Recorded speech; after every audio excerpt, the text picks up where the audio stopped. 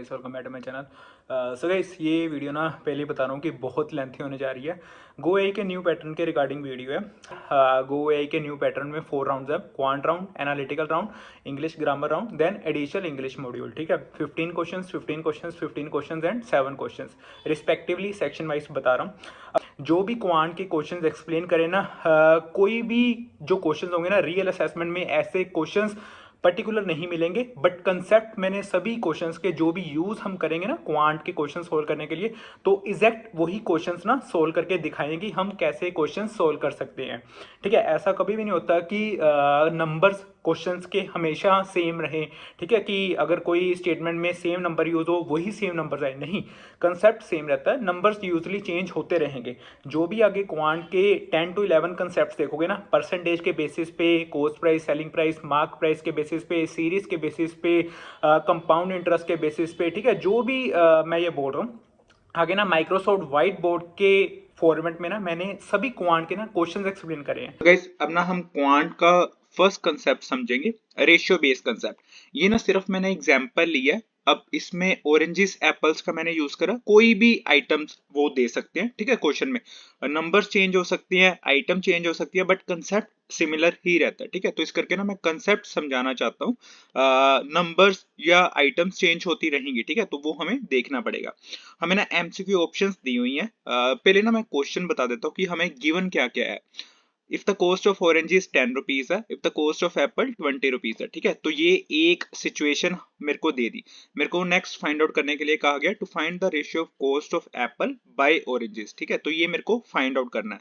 अब इसमें मैं रेशियो का सिंपल फॉर्मूला यूज कर सकता हूँ कि जो भी चीज मेरे को फाइंड आउट करनी है उसके अगेंस्ट न्यूमिनेटर एंड डिनोमिनेटर वाला कंसेप्ट मैं यूज करूंगा। कॉस्ट ऑफ एप्पल कितना है? 20 rupees. Cost of orange is 10 rupees. ठीक है, तो इसका सिंपल 2/1। अब ऐसे ही मेरे को एमसीक्यू ऑप्शंस गिवन है। फर्स्ट एमसीक्यू वाली ऑप्शन है 1:2, नेक्स्ट है 3:1, उसके बाद है 2:1, उसके बाद है 4:3।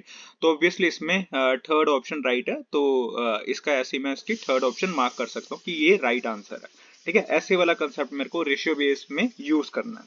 तो गाइस, अब ना मैं सेकंड कंसेप्ट एक्सप्लेन करने जा रहा हूँ। सबसे पहले ना ये वाला कंसेप्ट है cost price, selling price, mark price, discount and profit percentage पे। ठीक है, अब इसमें ना सबसे पहले हम देखेंगे कि क्या क्या गिवन है। सपोज करो एक ट्रेडर है अभिषेक। ठीक है, उसने ना अपनी जो फर्स्ट कंडीशन गिवन है, पहले मैं उस पर ही बात करता हूँ। जो भी मेरी टी शर्ट थी मार्क करी एट 50% अबव कॉस्ट प्राइस। ठीक है, तो ये फर्स्ट कंडीशन थी। ठीक है, जो हमने समझ ली। सेकंड कंडीशन है, उसके बाद ना 20% डिस्काउंट अप्लाई करा ऑन मार्क प्राइस। ठीक है, तो ये सेकंड कंडीशन थी। ठीक है, ये भी समझ ली। उसके बाद जो थर्ड कंडीशन है ना, अगेन 10% डिस्काउंट करा रिड्यूस प्राइस पे। जो भी ये वाला कैलकुलेट हम करेंगे, उसके बाद जो भी निकल के आएगा ना, उसके बाद 10% डिस्काउंट करेंगे, अप्लाई करेंगे रिड्यूस प्राइस पे। एट लास्ट मेरे को फाइंड आउट करने के लिए क्या कहा गया है? Profit percentage. अब ना मैं एक सोल्यूशन बताता हूँ। एक फॉर्मूला भी होता है हमारे पास मार्क प्राइस का ना, पहले निकालने का फॉर्मूला होता है CP plus given percentage into CP. ठीक है, एज्यूम कर लो कि कॉस्ट प्राइस 100 मैं ले रहा हूँ, इवन की एक्स भी ले सकते हो, डिपेंड करता है कि हम कैसे कैलकुलेट कर सकते हैं। ठीक है, इधर मैंने ना कॉस्ट प्राइस एक बारी 100 एज्यूम कर लिया। अब मैं एमपी एक बारी फाइंड आउट करने के लिए ना कॉस्ट प्राइस की वैल्यू पुट कर दूंगा। ठीक है, 100।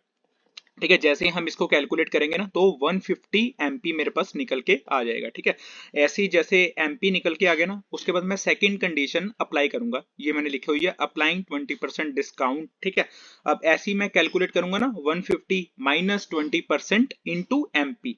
जो लास्ट मेरे पास निकल के आएगा ना 20% डिस्काउंट अप्लाई करने के बाद, तो वो 120 आ जाएगा। ठीक है, अब मैं नेक्स्ट बताता हूँ। जो भी ये तो मैंने 20% डिस्काउंट अप्लाई करा था, बट अब मेरे को ये 10% डिस्काउंट भी तो अप्लाई करना है ना।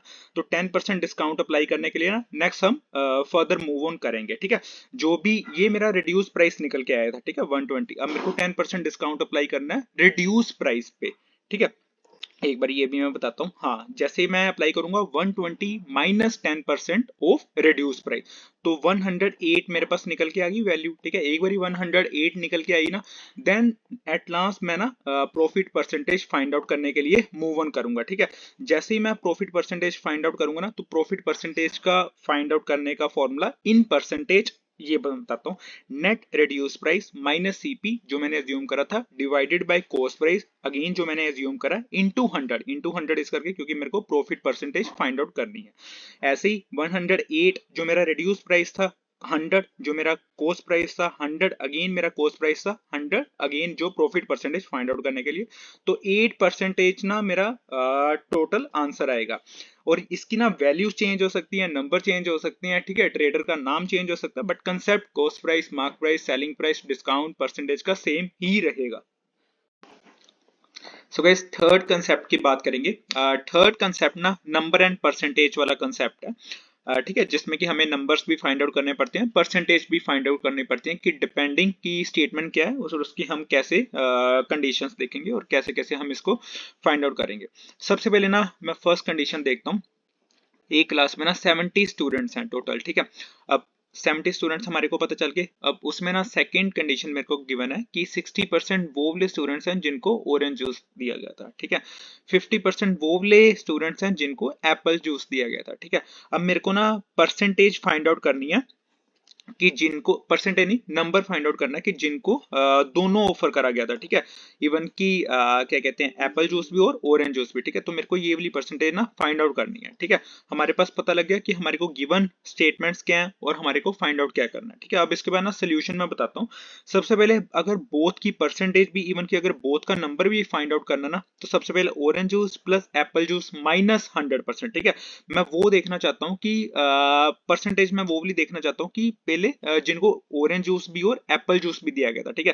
तो ऑरेंज जूस की परसेंटेज मैं पहले ऐड कर दूंगा, उसके बाद मैं एप्पल जूस वाली परसेंटेज ऐड कर दूंगा, ठीक है। उसके बाद 100% उसमें से निकाल दूंगा, ठीक है, क्योंकि टोटल ऑब्वियसली 100% ही होगा।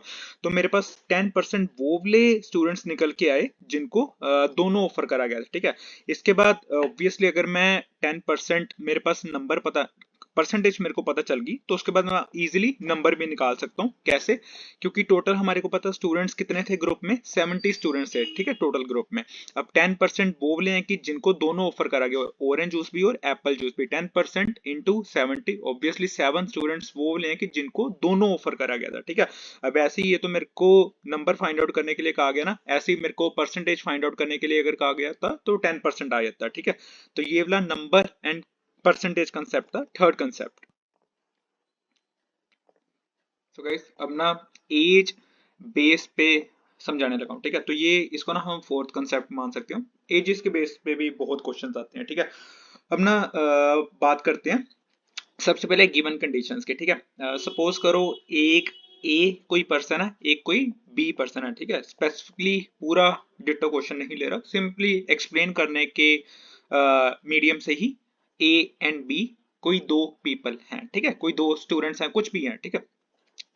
अब इनकी ना ए एंड बी की एज की रेशियो ना 5/4 है, ठीक है, 5:4 है, ठीक है। तो ये फर्स्ट कंडीशन थी। After 9 years A and B की रेशियो जो है वो 8/7 है, ठीक है। तो ये सेकंड कंडीशन गिवन है हमारे को।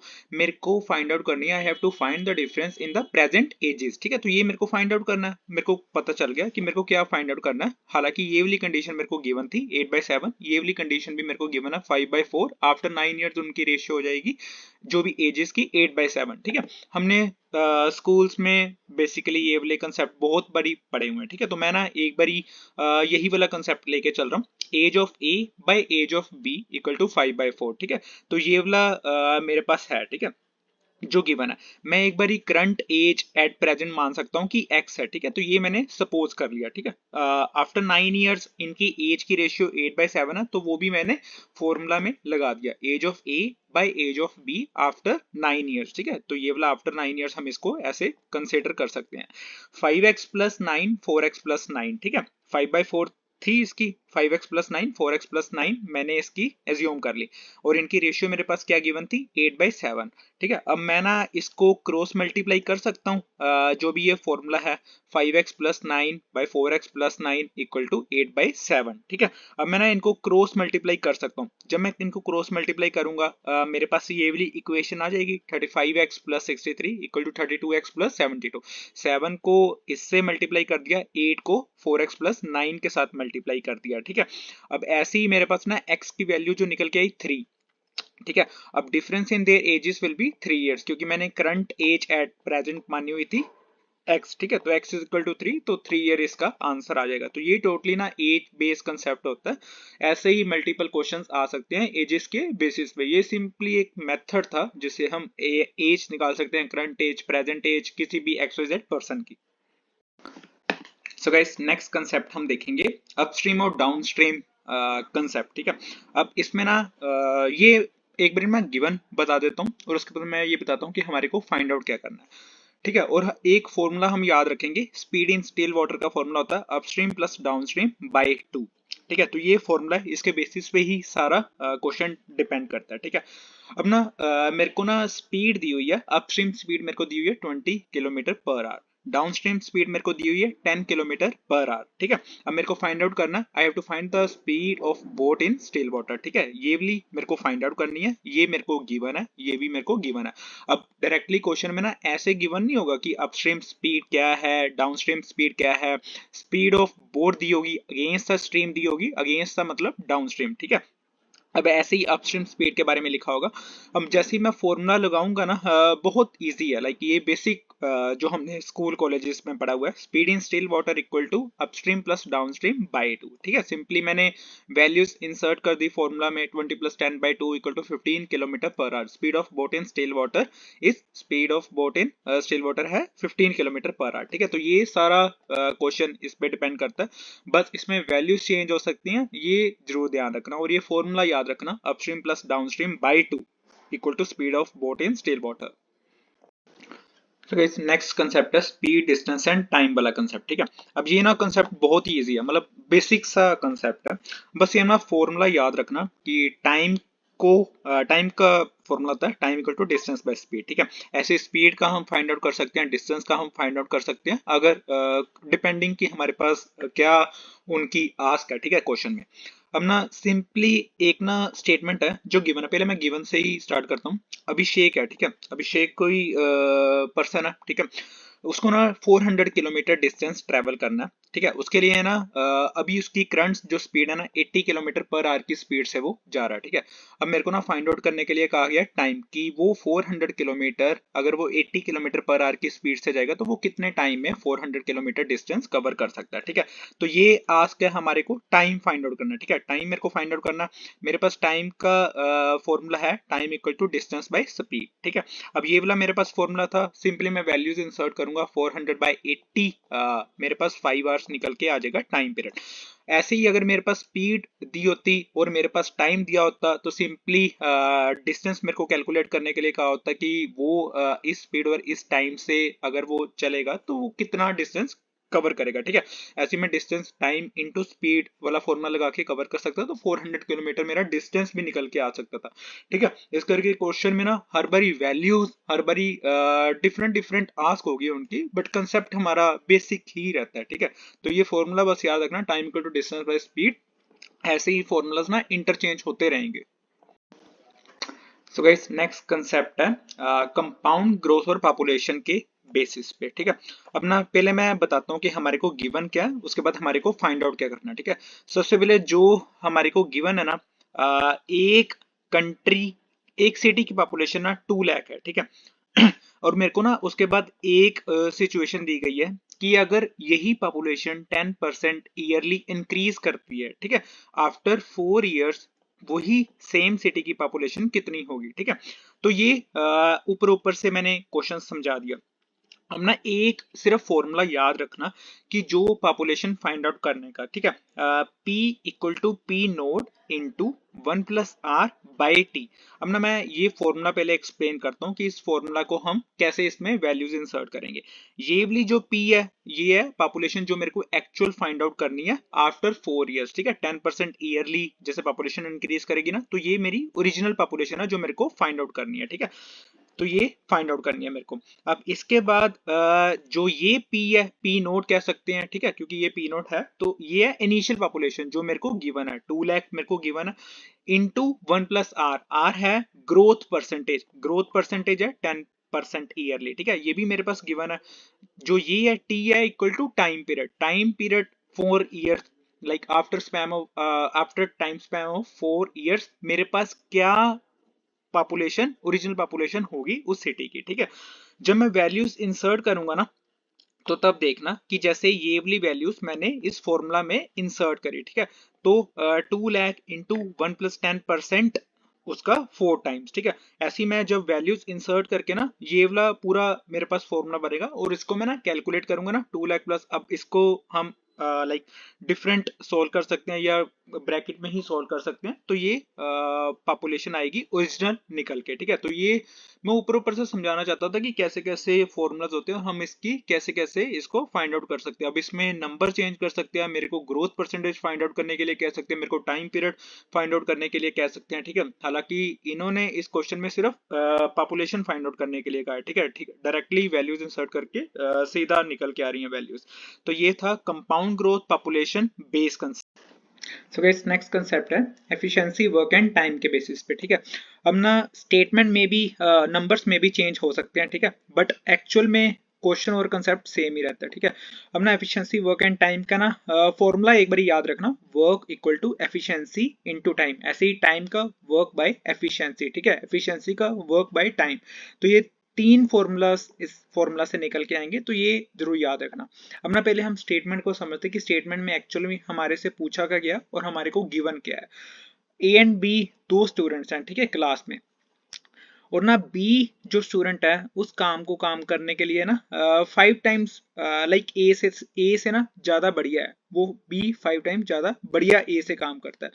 अब दोनों ए एंड बी ना उस काम को पूरा करने के लिए ना 35 डेज उनको लगते हैं, और हमारे से ना स्टेटमेंट में पूछा गया I have to find in how many days B will finish the work, ठीक है।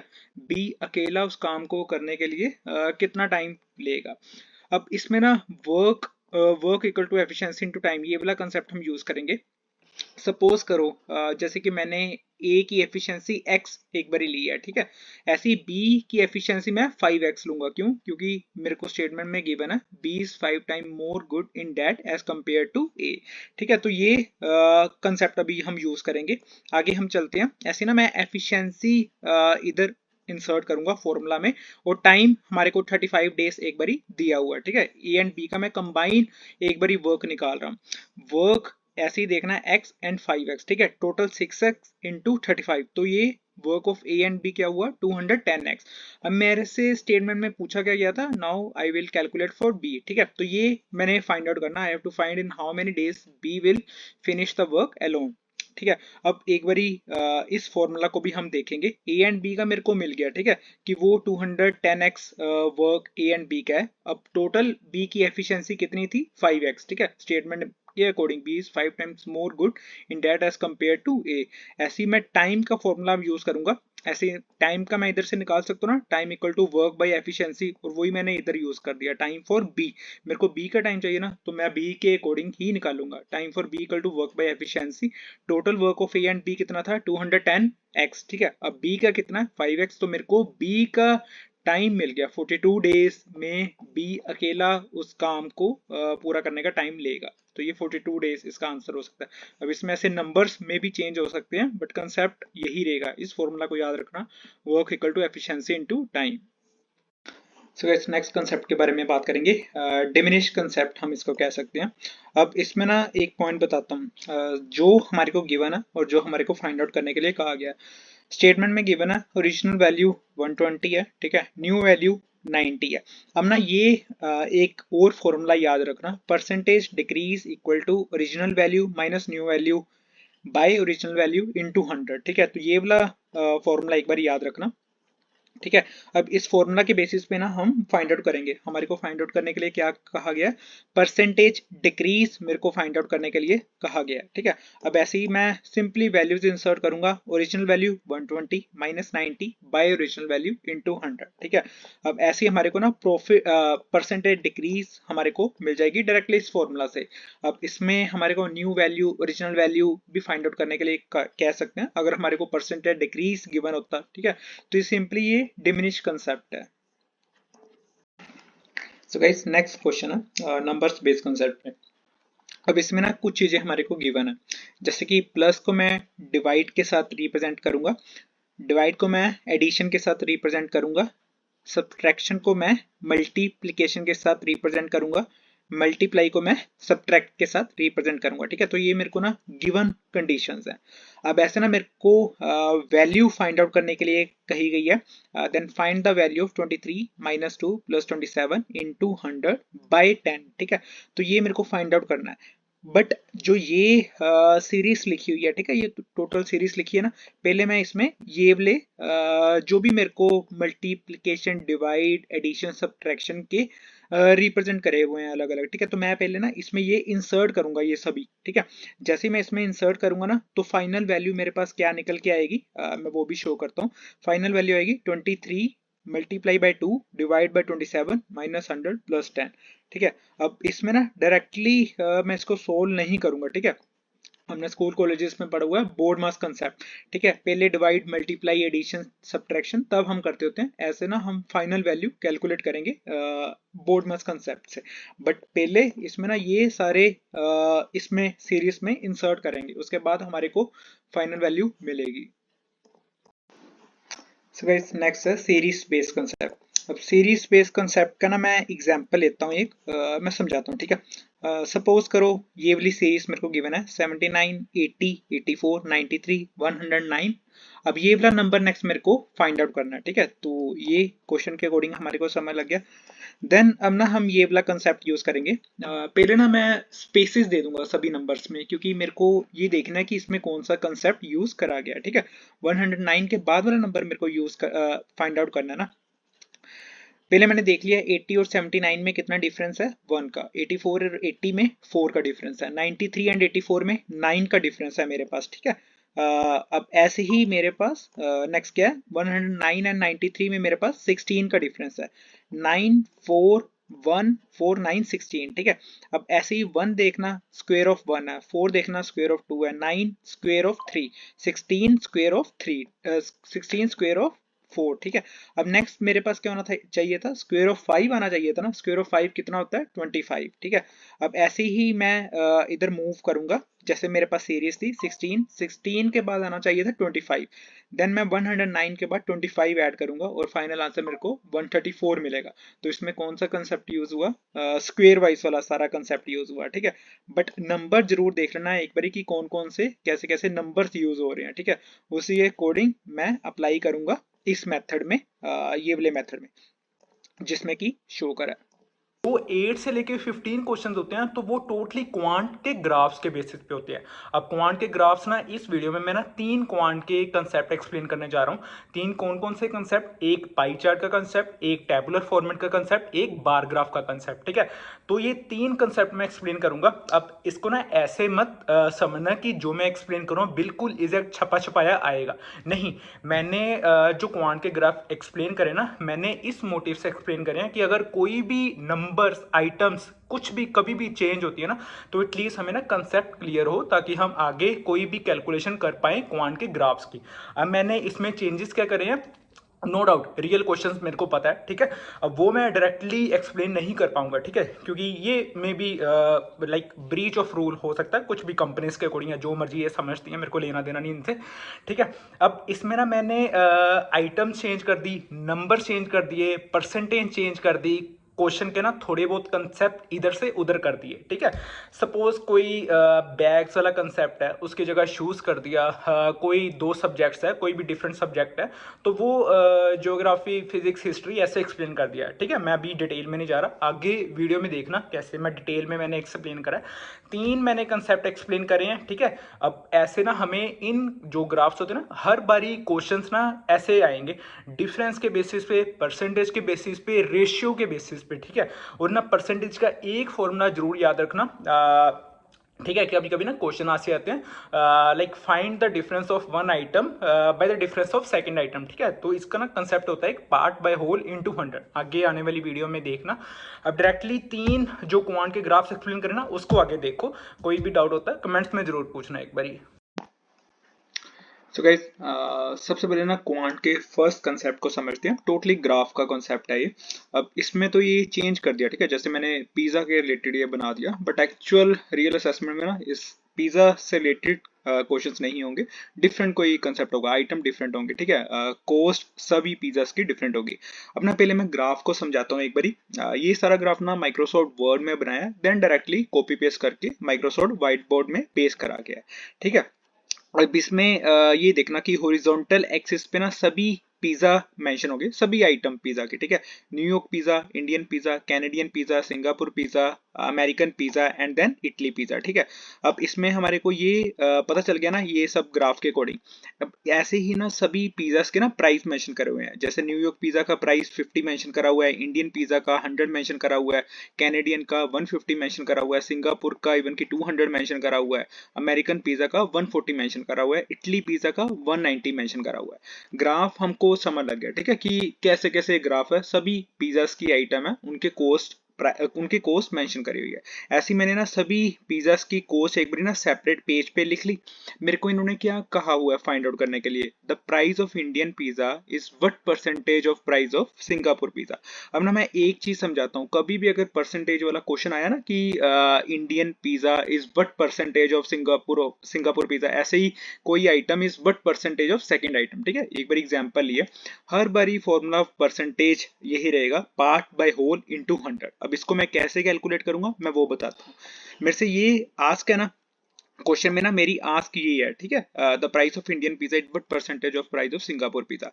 अब ऐसे ही इक्वल टू 100 बाय 200 इनटू 100, ये परसेंटेज फॉर्मूला के अकॉर्डिंग मैंने लिख दिया, क्योंकि जो इंडियन पिज्जा का प्राइस है वो 100 था, ठीक है, जो सिंगापुर पिज्जा का प्राइस है वो 200, तो 100 बाय 200 इंटू 100 इक्वल टू 50%, मेरे को इसका आंसर मिल गया।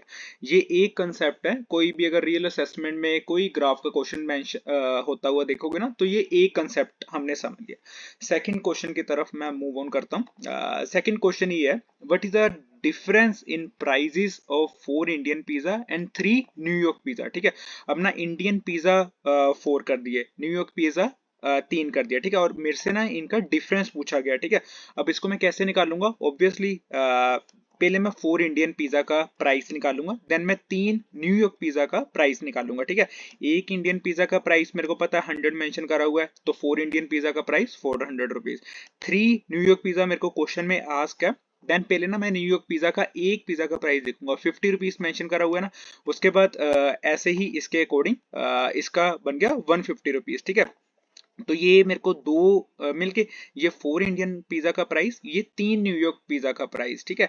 ऐसे ही अगर मैं नेक्स्ट इसका डिफरेंस कैलकुलेट करूंगा, 400 माइनस 150 इक्वल टू 250 रुपीज। ऐसे ही ये तो अभी डिफरेंस पूछा ना मेरे से इसकी परसेंटेज पूछ सकते हैं, मेरे से इसकी रेशियो पूछ सकते हैं, Indian pizza by Singapore pizza, क्योंकि नेक्स्ट क्वेश्चन में देखोगे ना वो रेशियो के अकॉर्डिंग, नहीं आई थिंक ये एवरेज के अकॉर्डिंग है, बट इसकी ना रेशियो भी पूछ सकते हैं कि Indian pizza by Canadian pizza की रेशियो बताओ, इसकी परसेंटेज बताओ, डिफरेंस बताओ, सम बताओ, बहुत कुछ क्वेश्चन में इसके क्वेश्चंस बन सकते हैं।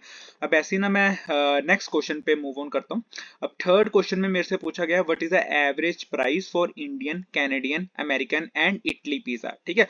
सभी पिज्जा के प्राइस मैंने इस करके लिखे हैं ताकि मेरे को सभी याद रहे, मैं साइड बाय साइड देखता रहूं कि किस पिज्जा का प्राइस क्या है, किस पिज्जा का प्राइस क्या है। मेरे से एवरेज पूछा है ना, सबसे पहले हमें पता है फॉर्मूला ऑफ एवरेज क्या होता है, हमने स्कूल कॉलेजेस में पढ़ा है, ठीक है, एवरेज के फॉर्मूले। सम ऑफ आइटम्स बाय टोटल, मेरे को कौन कौन से पिज्जा पूछे हुए हैं, मेरे को पूछा हुआ है Indian, Canadian, American, Italy pizza. मैं सभी प्राइजेस देख लूंगा पिज्जा के, सम कर दूंगा उनका by total number of items, तो ये एवरेज पिज्जा ऑफ 4 आइटम्स मेरे पास निकल के आ जाएगा। तो ये एक कंसेप्ट था पिज्जा के रिलेटेड। ऐसे ही जो रियल असेसमेंट होगी उसमें कोई डिफरेंट कंसेप्ट हो सकते हैं, बट क्वेश्चंस ऑलमोस्ट यही सेम रहते हैं, इसके नंबर चेंज हो सकते हैं, आइटम चेंज हो सकती है, थोड़ा बहुत कंसेप्ट को घुमा सकते हैं, बट बेसिक कंसेप्ट जिससे हमें क्वेश्चंस के आंसर निकालने। तो गाइस सेकंड कंसेप्ट पे हम बढ़ते हैं। ये ना 2 सब्जेक्ट्स मैंने लिए हैं, ठीक है, फिजिक्स एंड केमिस्ट्री। ऐसे ही रियल असेसमेंट में ना कुछ डिफरेंट सब्जेक्ट्स होंगे, बट क्वेश्चन का कंसेप्ट बिल्कुल सेम है, क्वेश्चंस के टाइप सेम है, नंबर्स, परसेंटेजेस, आइटम, सब्जेक्ट सब कुछ चेंज हो सकता है, ठीक है, वो मैंने जान के नहीं लिया। अब ना पहले मैं टेबल समझाता हूँ, देन हम ना उसके क्वेश्चन समझेंगे। सबसे पहले हम टेबल ही समझते हैं, ठीक है। 2 सब्जेक्ट्स हैं, फिजिक्स केमिस्ट्री, ठीक है। स्टूडेंट्स हैं एक क्लास में, फिजिक्स की क्लास में एंड केमिस्ट्री की क्लास में, ठीक है। अब फिजिक्स का जो टेबल देखोगे ना, इसमें ना अपीयर्ड कैंडिडेट्स मेंशन करे हुए हैं, ठीक है, कि जिन्होंने फिजिक्स का पेपर दिया। अब जिन्होंने नहीं क्लियर करा फिजिक्स का पेपर, उनकी ना परसेंटेज मेंशन करी हुई है, ठीक है, और वो भी ईयरली वाइज। जैसे 2016 में 20% ऐसे स्टूडेंट्स हैं जिनका फिजिक्स का पेपर नहीं क्लियर हुआ, 2017 में 30% स्टूडेंट्स हैं जिनका फिजिक्स का पेपर नहीं क्लियर हुआ, ठीक है। ऐसे ही 18 एंड 19 ईयर का भी सेम केमिस्ट्री सब्जेक्ट का देखोगे, अपीयर्ड एंड नॉट क्लियर्ड का ना टेबल मेंशन करा हुआ है। ऐसे ही 30% ऐसे स्टूडेंट्स हैं जिन्होंने केमिस्ट्री का पेपर नहीं क्लियर करा, 40% ऐसे स्टूडेंट जिन्होंने केमिस्ट्री का पेपर नहीं क्लियर करा, सेम फॉर 2018 एंड 2019, ठीक है। टेबल का कंसेप्ट हमें समझ लग गया। देन मैं आता हूँ क्वेश्चन के कंसेप्ट में। क्वेश्चन में मेरे से क्या पूछा गया, what is the average number of students who appeared in physics from 2016 to 2019। अब सिंपली अगर क्वेश्चन का कंसेप्ट समझोगे ना, मेरे से ना सिर्फ एवरेज पूछी गई है 2016 से 2019 तक, और वो भी फिजिक्स वाले स्टूडेंट्स की, इवन की जो अपीयर करा।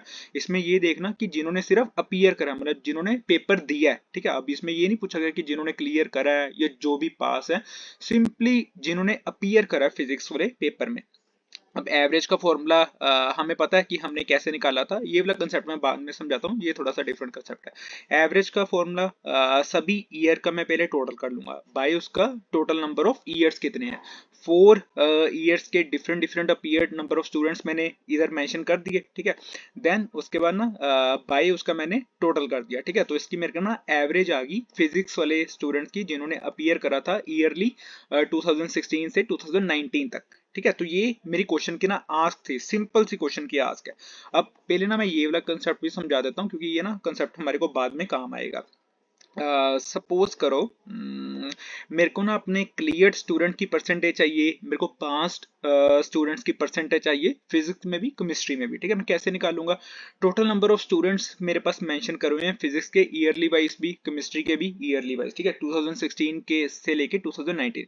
अब मेरे को ना 2016 के फिजिक्स के वो स्टूडेंट चाहिए जिन्होंने पेपर नहीं क्लियर करा, ठीक है। अब मैं कैसे फॉर्मूलास लगाऊंगा ये देखना, ठीक है। फॉर 2016 स्टूडेंट्स फेल 2000 मैंने निकाले, पता है मैंने कैसे निकाले, क्योंकि नोट क्लियर में ना 20% स्टूडेंट्स ऐसे हैं जिन्होंने पेपर नहीं क्लियर करा। ऑब्वियसली मैं फॉर्मूला लगाऊंगा 20/100 इंटू 10,000, क्योंकि 10,000 टोटल नंबर ऑफ स्टूडेंट्स हैं जो जिन्होंने एक्चुअल में अपीयर करा था। ऐसे ही मेरे पास 2016 की परसेंटेज, 2017 की परसेंटेज, सभी परसेंटेज मेरे पास आ जाएंगी ना, 18 19। तो ये मेरे पास ना 4 ईयर की परसेंटेज आ गई फिजिक्स के स्टूडेंट्स की जिन्होंने पेपर नहीं क्लियर करा, ठीक है। मैंने सब परसेंटेजेस ना इसमें मेंशन कर ली, 16 की, 17 की, 18 की, 19 की, ठीक है। अब जैसे कि मेरे पास सभी परसेंटेज आ गई, ठीक है, और वो भी फेल्ड स्टूडेंट्स की, अपीयर्ड की मेरे पास पहले ही थी, मैं उसमें पास स्टूडेंट्स की निकाल सकता हूँ ना, जैसे 10,000 माइनस 2000, 8000 जिन्होंने पास करा। ऐसे ही 20,000 माइनस 6000, 14,000 जिन्होंने पास करा पेपर फिजिक्स का। अब ऐसे ही 30,000 माइनस 12,000, 18,000 स्टूडेंट्स वो हैं कि जिन्होंने पास करा। ऐसे ही 2019 के लिए 30,000 माइनस 20,000, 10,000 स्टूडेंट्स हैं जिन्होंने फिजिक्स का पेपर क्लियर करा 2019 में, ठीक है। कंसेप्ट समझ गए। अब ना मैं सेकंड क्वेश्चन समझाता हूँ। सो गाइस नेक्स्ट क्वेश्चन है शूज से रिलेटेड, ठीक है। अब ऐसे ही ना ये सेम क्वेश्चन है जैसे हमने फर्स्ट कंसेप्ट डिस्कस करा था। पहले ना मैं सारा पाई चार्ट एक्सप्लेन कर देता हूँ, देन हम इसके ना क्वेश्चंस के आगे उसकी तरफ बढ़ेंगे। सबसे पहले ना टोटल शूज मैन्युफैक्चर्ड मेरे को गिवन है इन डिफरेंट ईयर्स, ठीक है। तो ये टोटल शूज हैं 20,000 जो 2017 से 2021 के बीच में मैन्युफैक्चर हुए थे। पाई चार्ट में ना इनकी परसेंटेज लिखी हुई है, जैसे 20% शूज 2017 में मैन्युफैक्चर हुए थे, 2018 में 30%, 2019 में 20% अगेन, 2020 में 10% अगेन, 2021 में 20% अगेन, ठीक है। अब मेरे से क्वेश्चन में क्या पूछा गया है, to find the number of shoes manufactured in 2017 is what percentage of number of shoes manufactured in 2020, ठीक है। अब मेरे से ना ये क्वेश्चन पूछा गया, याद है कि हमने फर्स्ट क्वेश्चन में भी यही सेम डिस्कस करा था कि जो भी परसेंटेज का concept part by whole into 100 करके उस फर्स्ट आइटम की मेरे को परसेंटेज मिल जाती थी, ठीक है। तो सेम कंसेप्ट मैं इसमें भी अप्लाई करूंगा, बट उससे पहले ना मैं एक चीज कैलकुलेट कर रहा हूँ। ताकि आगे से इजीनेस रहे सभी में।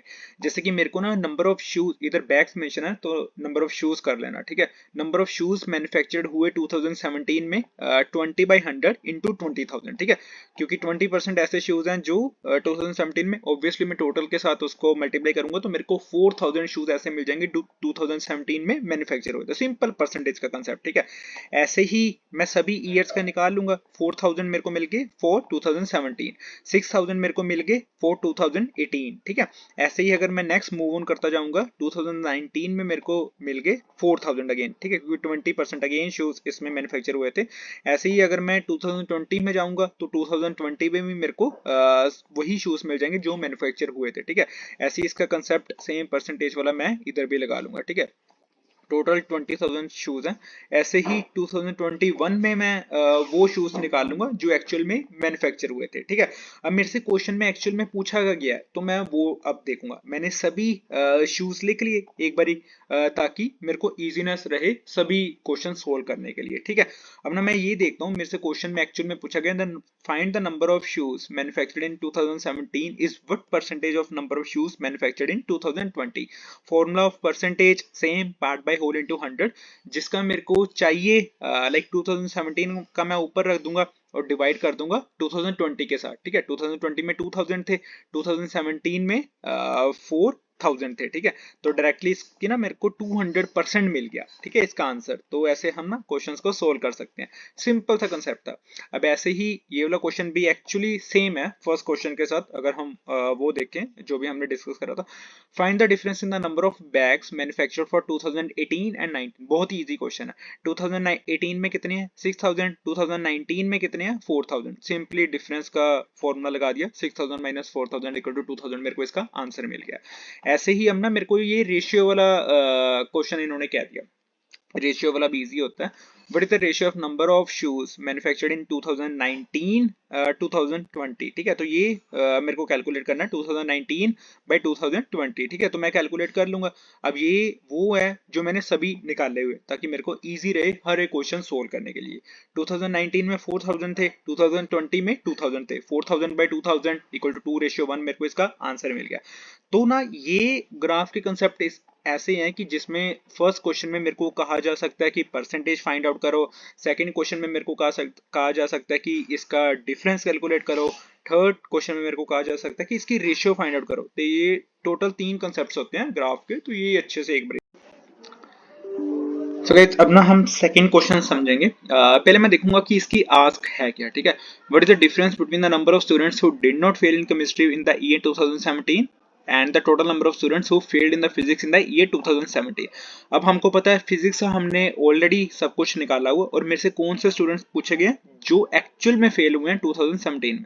मैं डायरेक्टली देख लूंगा इधर से जो मैंने टेबल निकाला है 2017 में 6,000 ऐसे स्टूडेंट्स थे जो एक्चुअल में फेल हुए थे, ठीक है। इधर से मेरे को फिजिक्स वाले स्टूडेंट्स की तो टोटल नंबर लाइक उनका पता चल गया नंबर, ठीक है।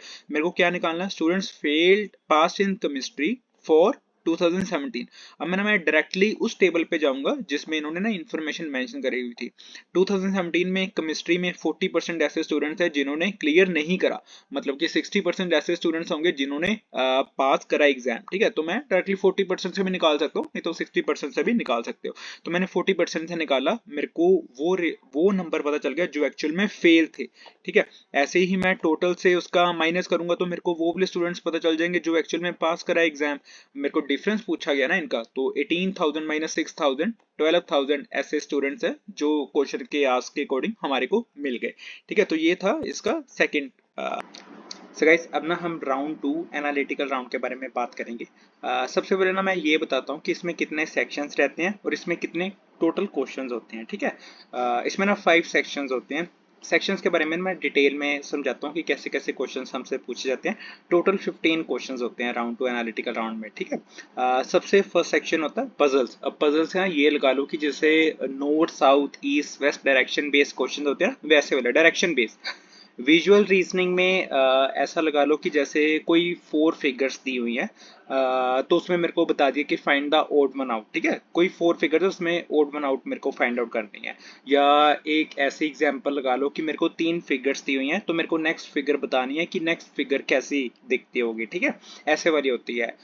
या कोई ऐसे क्वेश्चन होते हैं कि एक मेरे को ना बड़ी ट्रायंगल दी हुई है, उसमें ना कुछ ट्रायंगल्स है, तो मेरे को ऐसे कह दिया कि find the total triangles in the given figure. ऐसे वाले क्वेश्चंस होते हैं विजुअल रीजनिंग, ठीक है, जैसे बैंकिंग में आते हैं ना डायग्राम बेस्ड क्वेश्चन, वैसे वाले क्वेश्चंस।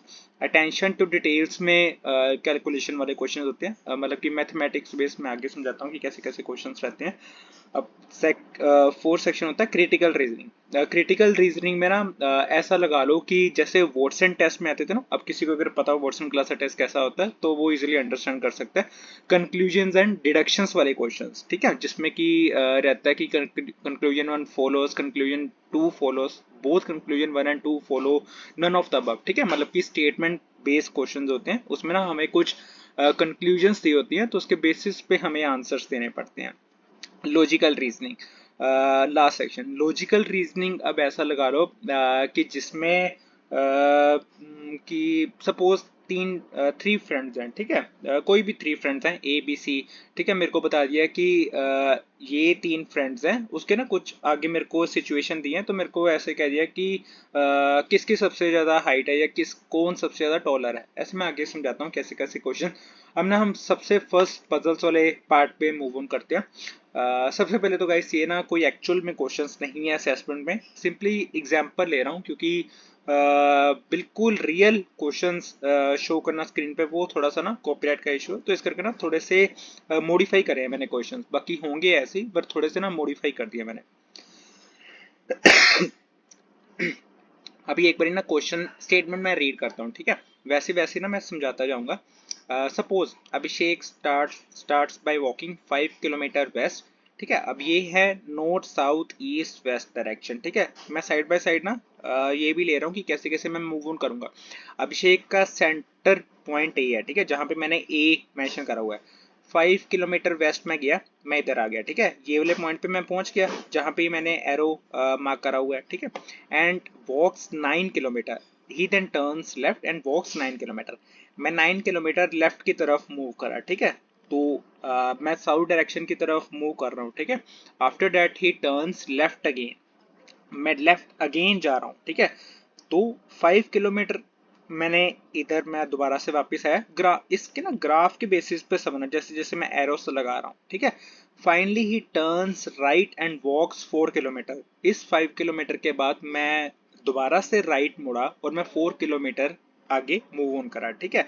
अब ये मेरे से पूछ रहा है हाउ फार इज अभिषेक और अमन फ्रॉम ए स्टार्टिंग पॉइंट, ठीक है। अब ए पॉइंट तो मेरा ये था, ठीक है, अब टोटल मेरा डिस्टेंस कितना हो गया, तो टोटल डिस्टेंस मेरा हुआ 13 किलोमीटर। वो कैसे, क्योंकि 9 किलोमीटर तो यही है और 4 किलोमीटर आगे, ठीक है, टोटल 13 किलोमीटर ये हो चुका है। अब ऐसी ना सेकंड सेक्शन विजुअल रीजनिंग की तरफ हम मूव ऑन करते हैं। ये 4 फिगर्स दी हुई है, ठीक है, मेरे को कहा हुआ है find the odd one out. अब सभी कुछ सही है, मैं डायरेक्टली आंसर की तरफ जाता हूँ। अब इसमें ना ये देखना है, इसमें 2 डॉट्स हैं, इसमें 2 डॉट्स हैं, इसमें 1 डॉट है, इसमें 2 डॉट है, तो ऑड वन आउट कौन सा हुआ है जिसमें कि 1 डॉट है, ठीक है, तो ये सी इसका आंसर हो गया। अब ऐसे ही नेक्स्ट है अटेंशन टू डिटेल, जिसमें मैं कह रहा था कि कैलकुलेशन बेस्ड क्वेश्चन होते हैं, मैं समझाता हूँ कैसे। ये मेरा एक्चुअल में ना ये मेरा क्वेश्चन है टोटल, ठीक है, जिसमें स्टेप 1 टू स्टेप 6 दिया हुआ है। मेरे को क्वेश्चन में पूछा हुआ है if the input value is 84 then what will be the final result, ठीक है। अब 84 सबसे पहले मैं स्टेप 1 की तरफ मूव ऑन करूंगा। सबसे पहले 84 डिवाइड बाई 3, अब 84 को मैंने 3 से डिवाइड करा तो 28 मेरा आ गया आंसर, ठीक है। स्टेप 2 आया मेरा, अगर तो इफ लेस देन 20 मेरा था देन मेरे को 15 ऐड ऑन करने पड़ने थे, अदरवाइज प्रोसीड टू स्टेप 3, ठीक है, बट इसका स्टेप 1 में ना 28 था, मतलब कि जो कि 20 से ज़्यादा है, तो मैं स्टेप 3 की तरफ मूव ऑन करूंगा, ठीक है, क्योंकि ये स्टेटमेंट मेरे पे सही नहीं रही। स्टेप 3 सब्ट्रैक्ट 8, 28 में से 8 सब्ट्रैक्ट करे 20 आ गए, ठीक है। स्टेप 4 मल्टीप्लाई बाय 5, अब 20 को मेरे को 5 से मल्टीप्लाई करना चाहिए तो 100 आ गया, ठीक है। Then if it is a multiple of 3 then subtract 4, otherwise proceed to step 6. 100 कहाँ से 3 का मल्टीपल होने लग पड़ा, ठीक है। अदरवाइज प्रोसीड टू स्टेप 6, तो मेरे को स्टेप 5 फॉलो नहीं करना, मेरे को स्टेप 6 की तरफ मूव ऑन करना है, ठीक है। 100 में मैंने 20 ऐड करे तो 120, ये मेरा फाइनल आंसर है 120, ठीक है। तो ये होता है अटेंशन टू डिटेल। अब इसमें कोई भी कैलकुलेशन आ सकती है, सीरीज आ सकती है, ठीक है, ऐसे वाले रह सकते हैं क्वेश्चन। अब ये क्रिटिकल रीजनिंग टाइप, जिसमें मैं कह रहा था कंक्लूजन और डिडक्शन टाइप क्वेश्चन होते हैं। अब ना क्वेश्चन समझना एक बारी। सबसे पहले ये एक मेन स्टेटमेंट है, ठीक है। मैं एक बारी कॉन्टेक्स्ट समझाता हूँ। ये दो कंक्लूजन हैं, ये 4 एमसीक्यू हैं, जिसमें मेरे को राइट 1 एमसीक्यू चूज करना है। स्टेटमेंट है, out of the 100 run scored by the team 60 run were scored by the player A and player B. मतलब कि 60 run player A and player B की पार्टनरशिप की वजह से हुए हैं, ठीक है। मतलब कि इन्होंने कंबाइन करके 60 रन हुए हैं, player and A and player B, ठीक है। 100 रन स्कोर करे हैं टोटल टीम ने, ठीक है। अब फर्स्ट कंक्लूजन है, A and B were opening batsman. Second conclusion है, 40 run were scored by the rest of the team, ठीक है। अब इसके मेरे को जो एमसीक्यू है वो भी देखना। ओनली कंक्लूजन 1 फॉलोज या only conclusion 2 follows, both conclusion 1 and 2 follow, neither conclusion 1 nor conclusion 2 follows. अब इसमें बहुत ऑब्वियस सी बात है कि फर्स्ट स्टेटमेंट तो हमारी टोटली रॉन्ग है। इन्होंने कहीं स्टेटमेंट में हमारे को मेंशन करा कि ए एंड बी ओपनिंग बैट्समैन थे, कहीं भी मेंशन कुछ भी नहीं करा। सेकंड स्टेटमेंट सही है, 40 run were score by the rest of the team, क्योंकि 60 रन अगर player A and player B score कर रहे हैं तो 40 रन जो बचे हुए हैं तो वो rest of the team he score करेगी, ठीक है। तो इस करके इसका आंसर आ जाएगा ओनली कंक्लूजन 2 फॉलोज, जो कि एक्चुअल में इसका राइट आंसर है। अब लास्ट सेक्शन की तरफ मैं मूव ऑन करता हूँ, क्रिटिकल रीजनिंग। अब क्रिटिकल रीजनिंग में ना थोड़े से ऐसा लगा लो कि पजल्स बेस्ड क्वेश्चंस रहते हैं। ये कभी कभी सीरीज भी आती है कि वो आगे मैं एक्चुअल में समझाऊंगा कैसे कैसे। अब ये ना ये क्वेश्चन है, समझना। पहले मैं स्टेटमेंट रीड करता हूँ। Rahul is taller than Mohit and Abhinav is shorter than Mohit, who is the tallest among them, ठीक है। ऑप्शंस मेरे पास दी हुई है, राहुल, मोहित, अभिनव, कैन नॉट बी डिटरमाइंड। अब इसका ना सबसे पहले ना हम ग्राफ से, ग्राफ या कुछ भी ऐसे रफ में मैंने बनाया। सबसे पहले 3 फ्रेंड्स है, राहुल, मोहित एंड अभिनव। मैंने ऐसे लिख लिया सीरीज में एक बारी। Rahul is taller than Mohit, ये मैंने इधर लिख लिया, Rahul is taller than Mohit, ठीक है, ग्रेटर देन करके। And Abhinav is shorter than Mohit, यानी कि मोहित बड़ा अभिनव से, बट मोहित छोटा है राहुल से। तो इन तीनों में से बहुत ही ऑब्वियस ही बात है कि राहुल मोहित से भी बड़ा है, अभिनव से भी बड़ा है, ठीक है। तो इसका आंसर राहुल आएगा। तो ऐसे इसके 5 सेक्शंस होते हैं। आई होप ये सभी क्लियर है गाइस। अब हम राउंड 3 के बारे में बात करेंगे। राउंड 2 एनालिटिकल का मैंने जस्ट एक्सप्लेन करा था। राउंड 3 होता है इंग्लिश ऑब्जेक्टिव, ठीक है। इसके भी हम पहले सेक्शंस और क्वेश्चंस के बारे में ही बात करते हैं। सबसे पहले इसके भी 5 सेक्शंस ही होते हैं। 5 सेक्शंस में ना टोटल 15 क्वेश्चंस होते हैं। फर्स्ट सेक्शन होता है फिल इन द ब्लैंक्स, ठीक है, जिसमें कि जनरल एक सेंटेंस दिया हुआ है, इसमें कोई एम्प्टी ब्लैंक है तो हमें कोई सूटेबल वर्ड फिल करना पड़ता है वही ब्लैंक में। सेकंड सेक्शन होता है एरर डिटेक्शन। सपोज कोई स्टेटमेंट है, कोई भी सेंटेंस है, ठीक है, उसमें ए बी सी डी करके ना कुछ अंडरलाइन करे हुए हैं वर्ड्स, हमें ये बताना है कि कौन से like A B C D में से किस में एरर है, ठीक है। तो ऐसा कुछ होता है। थर्ड सेक्शन होता है sentence correction and punctuation. Sentence correction punctuation वाले वही है कि जो कोई 4 सेंटेंसेस जो हैं तो हमें पंक्चुएशन के बेसिस पे ही बताना होता है कि कौन सा स्टेटमेंट सही है। फोर्थ सेक्शन होता है sentence arrangement. Jumbled words kind of होता है, किसी में कुछ स्टेटमेंट्स होते हैं, किसी में कुछ वर्ड्स का हमें सेंटेंस अरेंजमेंट करना होता है। जैसे एससीपीओ में 30 एमसीक्यू राउंड होता है ना, ये काफ़ी हद तक उसके जैसा ही है। फिफ्थ सेक्शन होता है रीडिंग कॉम्प्रिहेंशन। रीडिंग कॉम्प्रिहेंशन जैसे हम स्कूल में हमारे टेस्ट होते थे, उसमें कोई कॉम्प्रिहेंशन पैसेज आते थे, उसमें हमें एमसीक्यू होते थे, पैसेजेस में से हमें फाइंड आउट करने पड़ते थे उसके आंसर, तो वैसे क्वेश्चंस रहते हैं, ठीक है। अब ना मैं सबका एक एक टाइप दिखा देता हूँ। Fill in the blank. Suppose ये स्टेटमेंट है, उसके मेरे को 4 एमसीक्यू दिए हैं तो मेरे को सबसे सूटेबल वर्ड फिल करना पड़ेगा, ठीक है। ऐसे ही सेकंड सेक्शन एरर डिटेक्शन। अब इसमें देखना, पहले मैं ना सेंटेंस रीड आउट करता हूँ, सेंटेंस नहीं, सिंपली जो कॉन्टेक्स्ट इसका। Out of the 4 underline phrases marked A, B, C and D, choose the phrase which is wrong or inappropriate in context of the sentence।